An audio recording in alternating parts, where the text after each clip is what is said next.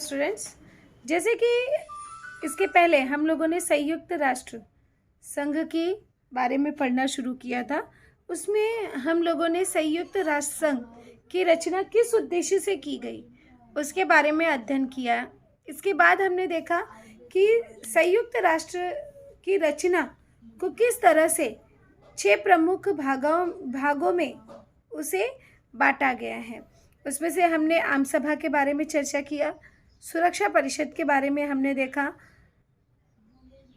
और उसके बाद अब हम थर्ड आज देखेंगे आर्थिक और सामाजिक परिषद कि उसकी रचना किस उद्देश्य से की गई है और उसके क्या कार्य हैं। तो यहाँ पर हम देखेंगे आर्थिक तथा सामाजिक परिषद। तो यहाँ पर संयुक्त राष्ट्र की आर्थिक और सामाजिक नीतियों में समन्वय बनाए रखना इस परिषद का मुख्य उद्देश्य है। अब यहाँ पे आपको इस तरह से पूछा जा सकता है कि आर्थिक और सामाजिक परिषद का मुख्य उद्देश्य क्या है। तो यहाँ पर आर्थिक और सामाजिक परिषद का मुख्य उद्देश्य है कि संयुक्त राष्ट्र की आर्थिक और सामाजिक नीतियों में समन्वय बनाए रखना। इस परिषद में कुल 54 सदस्य होते हैं। यहाँ पर इस परिषद में कितने सदस्य होते हैं? 54 सदस्य। रिक्त स्थान के लिए भी आ सकता है आपको। आर्थिक तथा सामाजिक परिषद में खालिस्तान सदस्य होते हैं, तो ध्यान में रखना है 54 सदस्य होते हैं। आम सभा इनका चयन करती है। तो आर्थिक और सामाजिक परिषद में जो सदस्य हैं उनका चयन आम सभा द्वारा किया जाता है और प्रत्येक सदस्य का कार्यकाल 3 वर्षों का होता है तथा प्रतिवर्ष 1/3 सदस्य नए सिरे से चुने जाते हैं।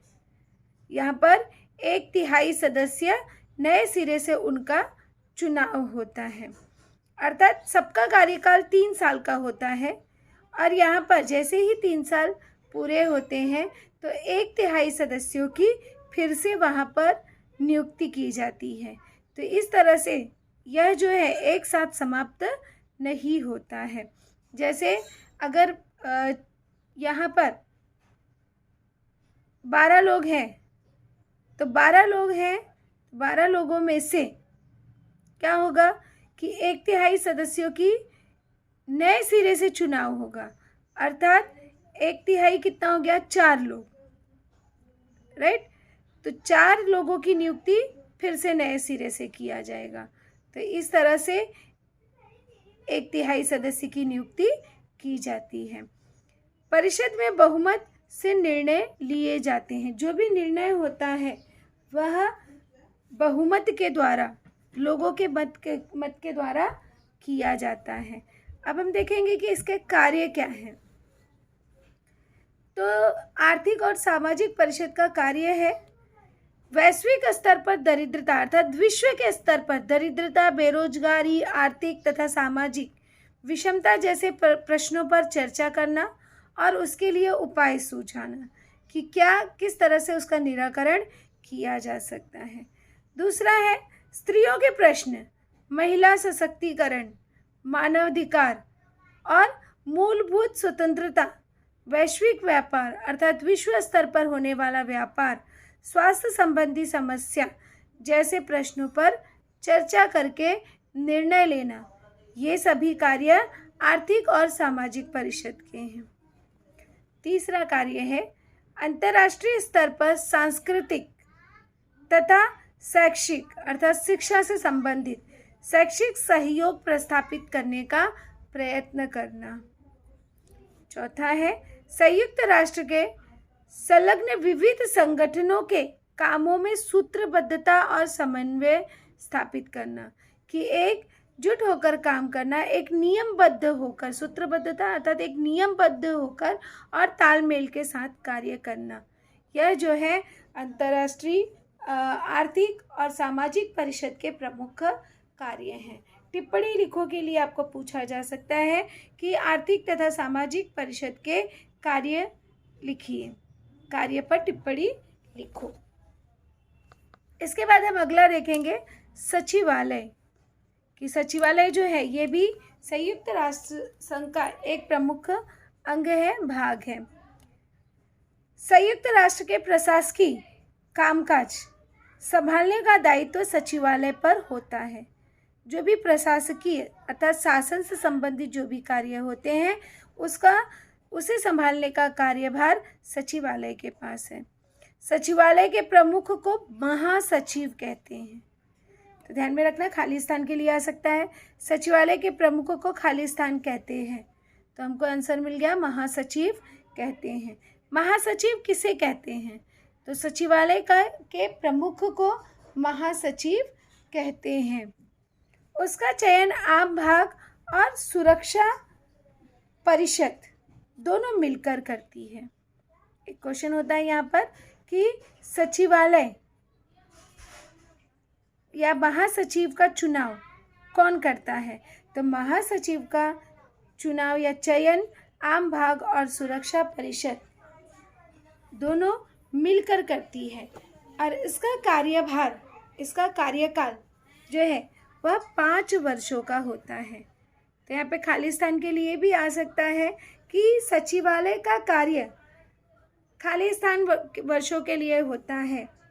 तो यहाँ पे हमें उत्तर मिल गया, 5 वर्षों के लिए होता है। अब हम देखेंगे कि कार्य क्या है इसका। तो इसके प्रमुख कार्य हैं जलवायु परिवर्तन, मानवाधिकार, निरस्त्रीकरण जैसे वैकल्पिक प्रश्नों पर अंतर्राष्ट्रीय परिषद आयोजित करना। इसके बाद दूसरा है आम सभा तथा सुरक्षा परिषद की सभा आयोजित करना। यह कार्य जो है उनकी सभा का आयोजन सचिवालय के द्वारा ही किया जाता है। जानकारी संकलन करना अर्थात जानकारी इकट्ठा करना।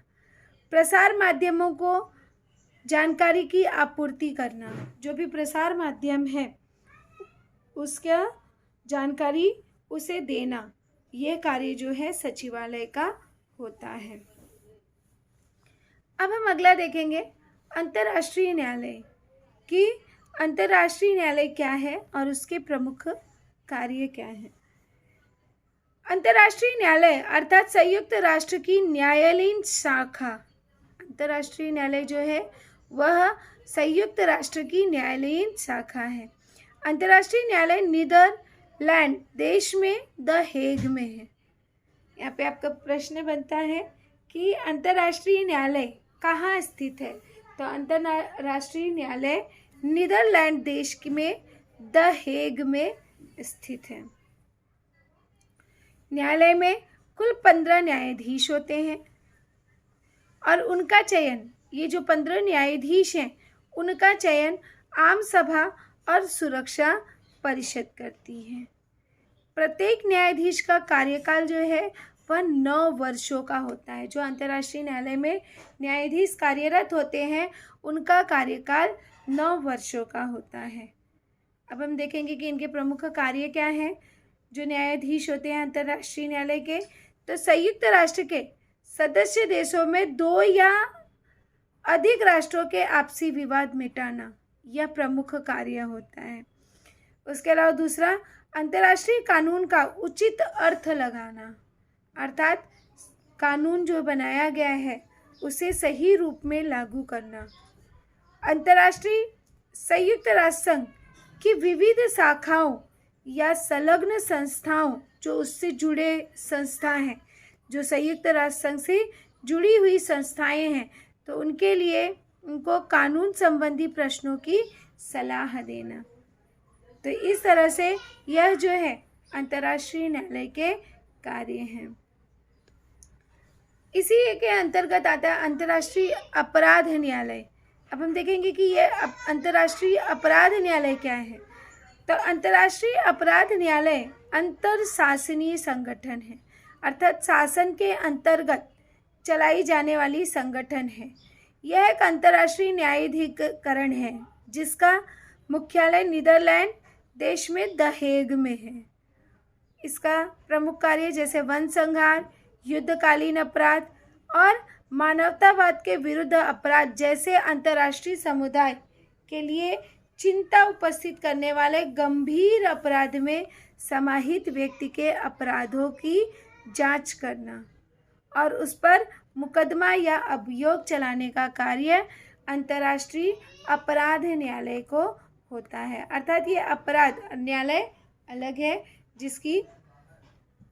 जिसमें जो है व्यक्ति पर जो आरोप लगाया गया है वह उसकी अच्छे से जांच पड़ताल करती है। अब इसके बाद जो है इसी क्रम में हम अगला देखते हैं न्यासी मंडल कि ये न्यासी मंडल क्या है। दूसरे विश्व युद्ध के बाद, जैसे कि आपको बताया गया था, प्रथम विश्व युद्ध और प्रथम विश्व युद्ध के बाद यहाँ पर द्वितीय विश्व युद्ध हुआ और द्वितीय विश्व युद्ध के बाद ही यहाँ पर संयुक्त राष्ट्र संघ की स्थापना की गई। तो दूसरे विश्व युद्ध के बाद के काल में जो प्रदेश या उपनिवेश अविकसित थे, अर्थात जिनका विकास पूर्ण स्वरूप से नहीं हुआ था, उनके विकास का दायित्व कुछ विकसित राष्ट्रों पर सौंपा गया था। जो विकसित राष्ट्र हैं, जैसे अमेरिका हो गया, तो ऐसे विकसित राष्ट्रों पर अविकसित राष्ट्रों की जिम्मेदारी सौंपी गई थी। उन विकसित राष्ट्रों द्वारा ऐसे प्रदेशों के विकास में सहायता करना तथा उन्हें स्वतंत्रता प्राप्त करने तथा वहाँ लोकतंत्र की स्थापना करने में सहायता करना अपेक्षित था। उनसे ऐसी उपेक्षा की गई थी। ऐसा मानना था कि जो विकसित राष्ट्र हैं वह अविकसित राष्ट्रों की मदद करेंगे, उन्हें स्वतंत्रता दिलाने में उनकी मदद करेंगे, वहाँ पर उस देश में लोकतंत्र की स्थापना में मदद करेंगे। ऐसा यहाँ पर उपेक्षित था और उनका उत्तरदायित्व न्यासी मंडल को सौंपा गया था। ये जो उत्तरदायित्व है यह अधिकार न्यासी मंडल को दिया गया था और इस न्यासी मंडल का कार्य अब समाप्त हो चुका है। इनमें से अब जो है यह न्यासी मंडल खत्म हो चुका है। तो न्यासी मंडल का कार्य 1 नवंबर 1994 को पलाऊ देश को स्वतंत्रता मिलने के बाद समाप्त हो गया। अब आप पूछोगे कि न्यासी मंडल का कार्य कब समाप्त हुआ, तो 1 नवंबर 1994 को पलाऊ देश को जब स्वतंत्रता मिली तो उसका कार्य समाप्त हो गया। वे पलाऊ जो है, पलाऊ फिलीपींस राष्ट्र के 500 मीटर पूर्व में स्थित प्रशांत महासागर का एक द्वीप है। तो इस तरह से जब सभी को स्वतंत्रता मिल गई, सभी देशों के अपने अपने राज्य हो गए, तो न्यासी मंडल को समाप्त कर दिया गया। अब हम आगे देखेंगे स्थायी स्वरूप में विकास का उद्देश्य क्या है। तो संयुक्त राष्ट्र के सदस्य राष्ट्रों में वर्ष 2000 में एकत्रित होकर एक स्थायी स्वरूप के विकास उद्देश्य निश्चित किए गए।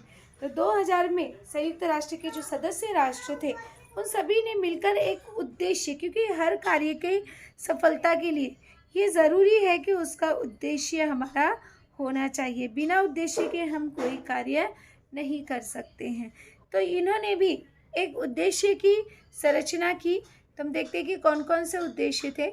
जैसे पहला, गरीबी व भूख का निर्मूलन करना अर्थात नष्ट करना, खत्म करना।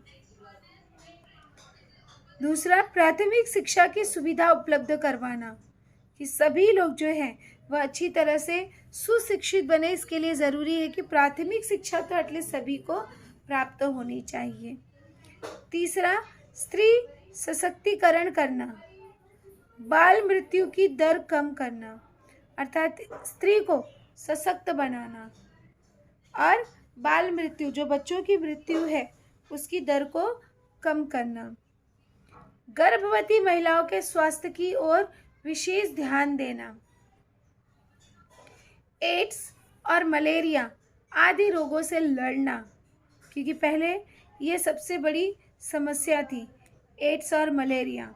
तो अभी भी एड्स के लिए तो कोई दवाई बनी नहीं है, दवा तो है किंतु परमानेंट कोई दवाई नहीं है। तो इस तरह से एड्स और मलेरिया आदि के रोगों से लड़ना, पर्यावरण की रक्षा और विकसित तथा विकासशील देशों में सहयोग करना।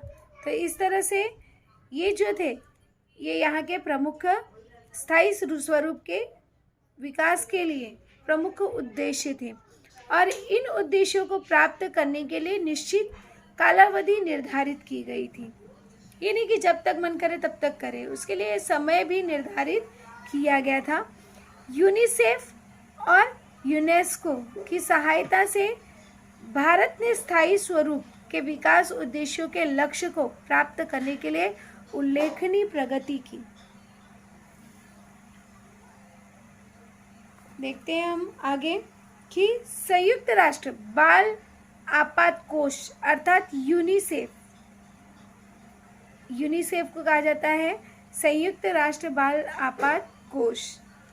यह संयुक्त राष्ट्र की संलग्न संस्था है, यह संयुक्त राष्ट्र संघ से जुड़ी हुई संस्था है। छोटे बच्चों को पौष्टिक आहार तथा स्वास्थ्य सेवा प्रदान करने के लिए यूनिसेफ कार्य करती है।